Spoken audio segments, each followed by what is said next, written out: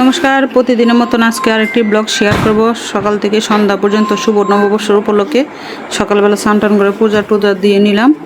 আর বাড়িতে আসলে তো ঠিক মতো ভিডিও করতে পারি নাই, তো রেডি হয়ে গেলাম মন্দিরে যাওয়ার জন্য। সবাই একসাথে, কাকি শাশুড়ি, ছোটো কাকিমা, বড় কাকিমা, আমার কাকা শ্বশুর ঘরের একজন জাল, ছোটো জাল, তো আমরা সবাই একসাথে যাব। আর ওই দিকে আরেকটা বাইপুতের বাতি যাবো আর কি, একসাথে আমরা সবাই যাব। উর্মি আছে সাথে, তো আমার সাথে আর কি। তো আমরা সবাই একসাথে মন্দিরে গেলাম, গিয়ে তারপরে ঘোরাঘুরি করে তারপর মন্দির দর্শন করলাম, মাকে দর্শন করে নিলাম। ওইটা হচ্ছে আমাদের বুড়িজং কালী মন্দিরে, দেখেন সবাই মাকে দেখে নেন, দর্শন করে নেন। তো ওই মন্দিরে প্রতিবারের মতন এইবারও চলে গেলাম সবাই একসাথে। তো মেয়ে গিয়েছিল, আমার মেয়ে, আমার ছেলে সাথে। তো আপনার দাদা তো আর আজকে ছিল না, সকালেই অফিসে চলে গেল।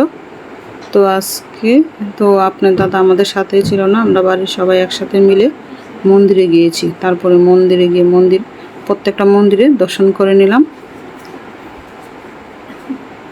তো এদিকে শিব মন্দিরেও এসে শিবকে স্নান করে নিলাম। আর ওই কাজটা করা লাগে সকাল সকালে। তো সকালে যেহেতু স্নান টান করে নিলাম, নিয়ে ঠাকুরকেও স্নান করে আসলাম। তো এদিকে বড় কাকিমা আমার সাথে ছিল, আমার জালও ছিল।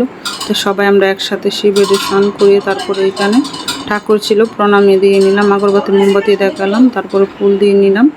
আর ওই দিকে ছিল ডাক বাজাচ্ছে, আর ডাকের শব্দ না শুনলে তো ভালো লাগে না, এটা আমার অনেক ভালো লাগে। তো আমরা এদিকে এসে দাঁড়িয়েছিলাম। তারপর ওইদিকে আমি সবার জন্য একটু সিঁদুর কিনে নিলাম। আর পয়লা বৈশাখের দিন শুভ নববর্ষের উপলক্ষে আমার জালের আগে কাকি শাশুড়ি সবাইকে একটা করে সিঁদুর দান করেছিলাম। আর আমি সব সময় তাদেরকে প্রতি বছর সিঁদুর দিই আর কি, সবাই একসাথে। তো একসাথে এইদিকে এসে একটু সবাই মিলে একটা ছবিও উঠিয়ে নিলাম।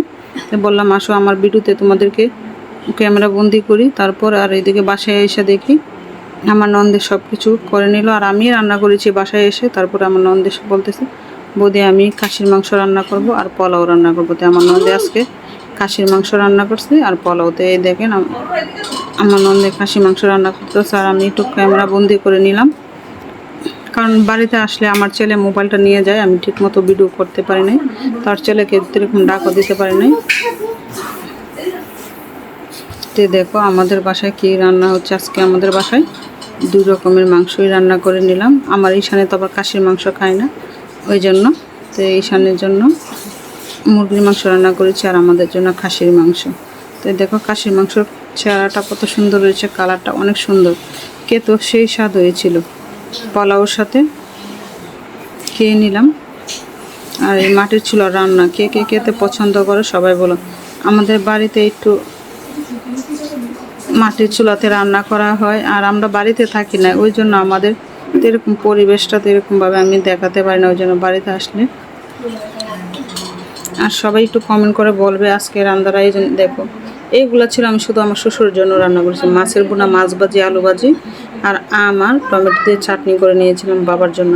ঈশানের জন্য মাংস করেছি, ওরা ঈশান খেতে বসেছে, এদিকে পাপনে বসছে খেতে, আর ওইদিকে বাবা। আর ওইদিকে কিন্তু আমার মেয়ে বসে, তাদেরকে খেতে দিলাম। তো ওই দেখো ঈশানকে মুরগির মাংস দিয়ে দিলাম। তো মুরগির মাংসটা কিন্তু আর ভিডিও করা হয়নি, এত কিছু তো আর ভিডিও করা সম্ভব নয়। তাই আমার ছেলেকে কিন্তু প্রতিদিনের মতনই ভাত মেখে দিতে হয়। দেখো ঈশানরে তো ওরা রানটা মুখে দিয়েছে, আর ঈশানে খাচ্ছে। আর সবাই আমার আজকের ভিডিওটা কেমন হয়েছে সবাই একটু কমেন্ট করে বলবে, ভালো লাগলে লাইক শেয়ার করবে, ফেসবুক ফলোয়ারদের রাখবে, ইউটিউবে সাবস্ক্রাইব করে দেবে। আর আমার ভিডিওতে যদি কোনো ভুল টুটি হয়ে থাকে সবাই আমাকে কমার দৃষ্টিতে নেবে। আর এই ছিল আমার আজকের ভিডিও। তো ওই দিকে কিন্তু দেখো আবার 2 রকমের মাংস। ঈশানকে মাংস দিয়ে মনে ছিল না যে মুরগির মাংসটা একটু ক্যামেরা বন্দি করি, তারপরে খাসির মাংসটা নিয়ে আসলাম, তারপরে ছবি উঠিয়ে নিলাম, আর মুরগির মাংসটাও নিয়ে আসলাম। আর সবাই আমরা একসাথে খেতে বসিয়েছি।